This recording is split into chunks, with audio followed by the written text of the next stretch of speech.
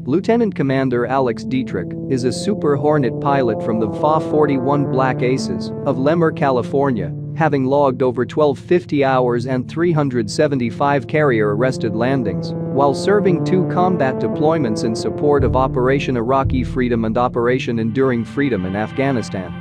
Commander Alex Dietrich was on a routine training mission 100 miles out into the Pacific alongside Commander David Fravor and Commander Jim Slate. That's when they encountered the infamous Tic Tac UFO. In this interview, Commander Alex describes her encounter.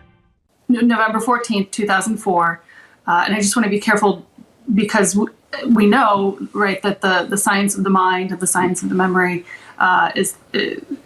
we shouldn't rely too much on my technical account at this point. But I will point out that the other aircrew and I made thorough debriefs on that day within minutes of landing, and that I made a written account with as many arrows and details and including comms and bearings and altitudes and all of that I could within, I would say, hours of landing. And then within a few years, gave thorough, almost interrogation-style details to members of the Office of Naval Intelligence and ATIP.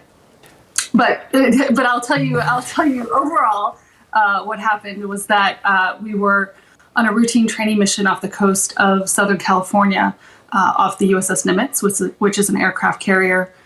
I was with VFA 41, which is a strike fighter squadron, as a new pilot. We were heading off to do air intercepts. We were heading off to do like a scrimmage, practice air-to-air run, and we were redirected. We were given vectors to go and intercept, see if we could intercept and identify a real-world contact. So we are scanning where we would expect to see something that we're merging with, and we don't see it. But instead we do see something in the water below us. And so my heart sank. I went from being excited that we might go get those bad guys to, oh no, those bad guys have crashed and are sinking, and now we're on scene commanders for search and rescue effort.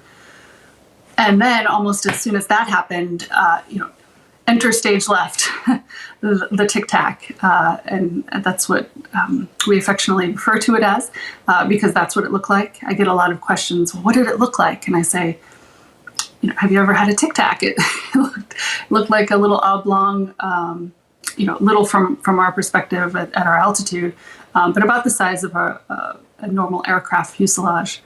And it was white. It was sort of a matte finish, just like a Tic Tac. And it behaved in a way that we were surprised, unnerved. It accelerated, or it almost didn't accelerate, right? It sort of jumped from spot to spot and tumbled around in a way that was unpredictable. And so, again, my commanding officer, Dave Fravor, Commander Fravor at the time, he took an aggressive maneuver to engage with it. Me being the wingman and also sort of uncomfortable and inexperienced, I said, okay, I've got high cover, which basically means I'm going to hang out over here. I got your back, but I'm not going to get involved too closely. And so he turned with it, and then it just disappeared. It zoomed out of the picture so fast that we all then were scrambling on the radio. And the whole time we're on the radio with each other, just sort of losing our mind. Yeah, every time I'm asked about this, they say, well, what was it? I'm not qualified to make that analysis. And part of the reason I agreed to speak with you and I agreed to speak in 60 Minutes the other night was that, I'm trying to reduce the stigma for other aircrew so that if they see something or when they see something, they'll say something, and that they will not feel embarrassed or ashamed to make the reports, and that they'll know how to make the reports and where to make the reports, and that they'll contribute to this data pool of information that we have, so that those who are professional intelligence analysts and scientists can look at that information that is collected and consolidated, and that they can make some really sound reasonable, rational conclusions, because no matter what size you are of the UFO wars, which I'm actually just learning about now, and shout out to my new friends on hashtag UFO Twitter, that it's fascinating. I am fascinated with their fascination, and so whether they are hardcore enthusiasts or conspiracy theorists or hardcore debunkers. Or even there's like this tribe of religious fanatics who are just, I don't quite understand them yet, but there are all these different camps.